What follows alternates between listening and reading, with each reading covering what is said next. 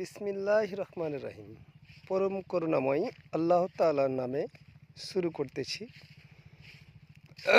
আজকের আমার এই রসুন ক্ষেতের এসে যে পরিস্থিতি দেখছি তা আলহামদুলিল্লাহ, আল্লাহর শুকরিয়া। আল্লাহ খুব ভালো আমাকে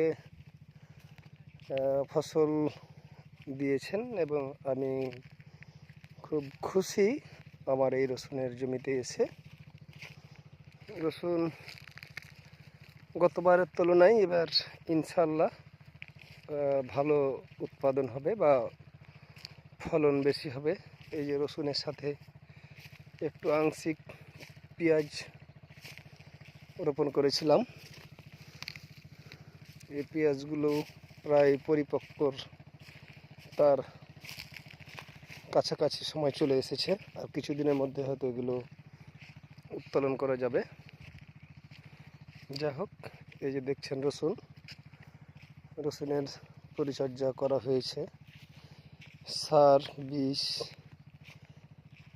আপনার নিড়ানি যা যা লাগে প্রয়োজনীয় সব কিছু করা হয়েছে।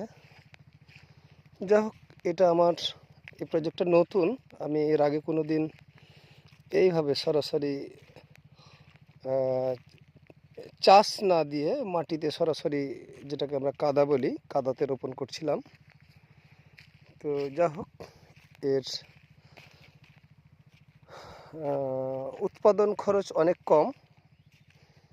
আগামীতে সুযোগ থাকলে হয়তো আরও আমরা বেশি করে এই বর্ষাকাল পার হওয়ার সময় বন্যার যে পানিটা নেমে যায় জমি থেকে, তার কিছু দিনের মধ্যেই রসুনটা আমরা বপন করি। তো যাক, আলহামদুলিল্লাহ সব মিলিয়ে ভালো হয়েছে। এই যে দেখতে পাচ্ছেন আমার জমিটার পুরো ভিডিওটা। অনেকেরই ভালো হয়েছে ইনশাল্লাহ বিলে। গতবারের তুলনায় এবার একটু রোগবালাই কম আছে। ঠিক আছে, সবাইকে ধন্যবাদ জানিয়ে আমি আমার ভিডিও শেষ করছি। আসসালামু আলাইকুম।